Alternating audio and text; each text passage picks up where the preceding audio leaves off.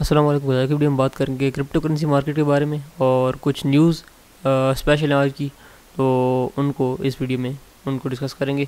तो सबसे पहले जो मार्केट कैप है वो आपको अराउंड 135 बिलियन मौजूद है, और जो टोटल डोमिनेंस आपकी वो 51.7% पे मौजूद है। और इसके अलावा जो मार्केट है वो काफ़ी हद तक आप कह सकते हो कि साइडवेज है। कुछ ही चंद कॉइन्स है जो कुछ हायर जिन्होंने मूवमेंट की है, बाकी ओवरऑल जो मार्केट है वो आपको यहाँ पे साइडवेज ही मिल रही है। तो इसके अलावा बात करें बिटकॉइन की, तो ऑलमोस्ट सेम सिचुएशन है। मैं एक्सपेक्ट करूँ थोड़ी सी शॉर्ट टर्म एक करेक्शन आपको मे बी 3850 तक या इस लेवल तक आपको देखने को मिल सकी, क्योंकि थोड़ी बहुत वीकनेस जो है वो लास्ट कुछ टाइम में शो की है बिटकॉइन ने। स्पेशली अगर आप लास्ट कुछ टाइम को देखें तो यहाँ पे ये कुछ वीकनेस की साइंस हैं, जिसमें अच्छा खासा सेलिंग वॉल्यूम है। तो एक्सपेक्ट किया जा सकता है कि शॉर्ट टर्म के लिए एक छोटी करेक्शन जो मार्केट में फ़िलहाल के लिए आ सकती है, क्योंकि काफ़ी बड़ी बुलिश मूवमेंट हुई थी। तो उसके बाद ऑब्वियस सी बात है, आपको पता ही है जब इतनी बड़ी मूवमेंट बुलिश होती है तो उसके बाद एक मतलब शॉर्ट टर्म छोटी सी करेक्शन जो है वो एटलीस्ट ज़रूर नहीं चाहिए। इससे मार्केट जो है वो काफ़ी हद तक स्टेबल हो पाती है। तो मैं एक्सपेक्ट करूँ कि नेक्स्ट कुछ आवर्स में एक शॉर्ट टर्म छोटी सी करेक्शन जो है वो 1-2% की हो सकती है। इसके अलावा बात करें फंडामेंटल्स की, तो उसमें जो टॉप पे न्यूज़ है that is related to my ether wallet. तो my ether wallet in future अब आपको फीएट विड्रॉल्स भी देगा। ये जल्दी अब लॉन्च होने वाला है। इसमें हर यूज़र जो है वो $5000 के एक टाइम पे जो है वो फीएट करेंसी में विड्रॉ ले सकेगा। यानी अगर आपके पास क्रिप्टो है, बिटकॉइन है, इथेरियम है, तो वो आप उसको कन्वर्ट कर पाओगे डायरेक्ट फीएट करेंसी में, यूरो में, CHF में, इस तरह के कुछ जो फीएट करेंसीज हैं उनमें आप इसको कन्वर्ट कर पाओगे। तो ये काफ़ी बड़ी गेम चेंजर होगी इन फ्यूचर। ये काफ़ी बड़ी न्यूज़ है क्रिप्टो के लिए। इसके अलावा बात करें स्टेलर की, तो ऑल दो इतनी खास मूवमेंट तो नहीं हुई, लेकिन स्टिल न्यूज़ में इसको कवर किया गया है। और मैं एक चीज़ जो उसमें मोस्ट इंपॉर्टेंट थी वो मैं आपको दिखाना चाहूँगा। अब रिसेंटली स्टेलर की प्राइस कुछ ना कुछ हायर की, क्योंकि IBM ने इसके बारे में कुछ अनाउंसमेंट दी थी। मैंने स्टडी तो नहीं किया कि क्या अनाउंसमेंट दी थी, बहरहाल एक न्यूज़ आई थी। अब मैं जो मेन चीज़ दिखाने वाली है वो मैं आपको दिखाता हूँ कि किस तरह से न्यूज़ वर्क करती है। अब देखें, जैसे ही न्यूज़ आती गई है, एक तो थोड़ी सी प्राइस ऊपर मूव हुई है। सेकंड, न्यूज़ दी कहाँ पे इन लोगों ने, जो मोस्ट इंपॉर्टेंट चीज़ है देखने वाली।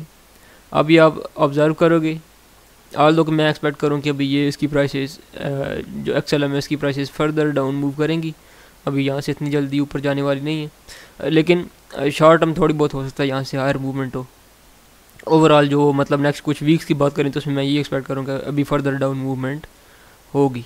अब आप यहाँ पे देखें, परफेक्ट स्पॉट थी अराउंड 2100 सोशीज। जैसे ही 2100 सोशीज पे XLM पहुँचता गया, साथ में इन्होंने एक बुलिश न्यूज़ जो है वो लॉन्च की है। तो इस तरह से करके फंडामेंटल्स मार्केट में काम करते हैं। बेसिकली फंडामेंटल्स भी मोस्टली टेक्निकल्स के यूँ समझे कि मरूने मेहनत होते हैं। जब तक कुछ अच्छा टेक्निकल नहीं आता, अच्छे फंडामेंटल्स भी मार्केट में आपको देखने को नहीं मिलते। जैसे ही कोई अच्छा टेक्निकल मार्केट में आपको देखने को मिलता है, जहाँ जहाँ पे भी टेक्निकल्स में पॉजिटिविटी मिलती है, साथ में ही न्यूज़ ऐसे लॉन्च की जाती हैं जानबूझ के। ये जो न्यूज़ आर्टिकल्स लॉन्च करने वाले होते हैं, ये जानबूझ के ऐसी चीज़ें लॉन्च करते हैं ताकि मार्केट जो है वो उसमें हाइप क्रिएट हो सके। तो ये एक बेस्ट एग्जांपल थी, तो मैंने सोचा ये आपको दिखानी चाहिए कि किस तरह से फंडामेंटल्स, मेरे ख्याल में मैं क्यों कहता हूँ बार बार के फंडामेंटल्स बहुत इंपॉर्टेंट नहीं होते अनटिल एंड अनलेस के ये कोई बहुत बड़ी डेवलपमेंट हो मार्केट में, वो एक डिफरेंट चीज़ है। और मेरी जो न्यूज़ होती है वो मोस्टली डेवलपमेंट बेस्ड होती है। मैं हाइप बेस्ड न्यूज़ जो है वो मैं यहाँ पे इंक्लूड नहीं करता वीडियोज़ में। उसकी रीज़न यही होती है कि जो हाइप बेस्ड न्यूज़ है उसका इफेक्ट शॉर्टर टर्म के लिए लेना है। जो डेवलपमेंट बेस्ड न्यूज़ होती है उसका जो इफेक्ट होता है वो एक लॉन्ग टर्म इम्पैक्ट रहता है मार्केट पे, और फ्यूचर में वो मार्केट को काफ़ी हद तक हेल्प आउट करती है।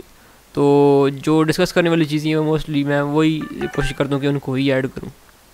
नेक्स्ट एक न्यूज़ है दैट इज़ रिलेटेड टू तेटा। ये आपको एक क्रिप्टो करेंसी रिसेंटली लॉन्च हुई थी। इनका अब मेन नेट आ रहा है, और इस मेन ऑब्वियसली बात है, मेन नेट में मोस्टली ये होता है कि प्राइसेस जो हैं कॉइन्स की हायर जाती हैं। तो ये आपके लिए एक और अपॉर्चुनिटी है जहाँ पे आप कुछ प्रॉफिट जो है वो लॉक कर सकते हो। इसके अलावा बाइनेंस जो है वो फाइनली जो इनका डिसेंट्रलाइज एक्सचेंज था डेक्स के नाम से, ये अभी इन फ्यूचर लॉन्च होने वाला है। और इसमें जो मेन चीज़ डिस्कस करने वाली वो ये है कि जो इन्होंने ब्लॉकचेन यूज़ किया है इसमें डेक्स में वो बाइनेंस चेन है, और बाइनेंस चेन आपकी ट्रांजैक्शंस को पर ट्रांजैक्शन 1 सेकंड में जो है वो आपकी ट्रांजैक्शन प्रोसेस हो जाती है। और जो उनके CEO हैं सीजी, उनका ये कहना है कि ये जो बाइनेंस चेन है ये बिटकॉइन और जो बाकी दूसरे ब्लॉक चेन्स ऑलरेडी मौजूद हैं, इथेरियम के ब्लॉक चेन मौजूद है, ये बाकी क्रिप्टो करेंसीज़ की जो ब्लॉक चेन्स मौजूद हैं उन सब से ये फास्ट है, क्योंकि जो इवन इथेरियम का ब्लॉक चेन है वो भी ट्रांजैक्शन को नॉर्मली प्रोसेस करने में 10 सेकंड जो है वो लेता है। तो ये जो बाइनेंस चेन है इनका ये दावा है कि ये 1 सेकंड में हर ट्रांजैक्शन को प्रोसेस जो है कर देगा, तो ये काफ़ी ज़्यादा फास्ट है।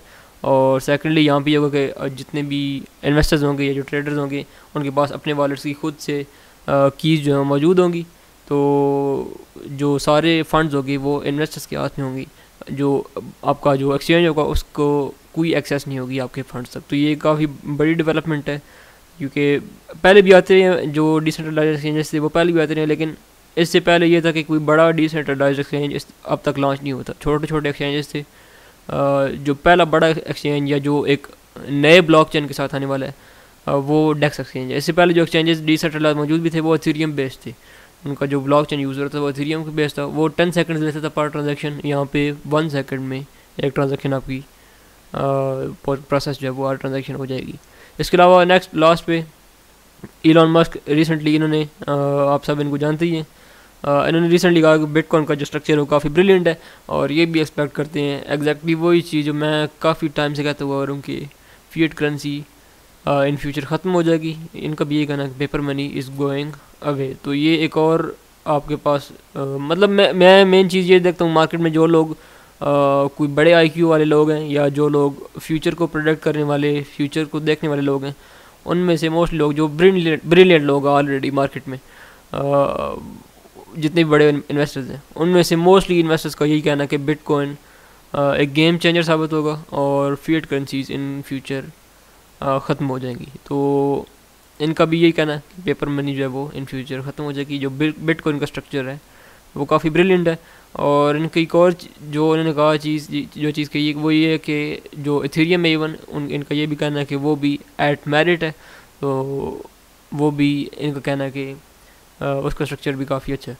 तो दैट्स इट, ये सारी अपडेट थी मार्केट की, और मिलते हैं नेक्स्ट वीडियो।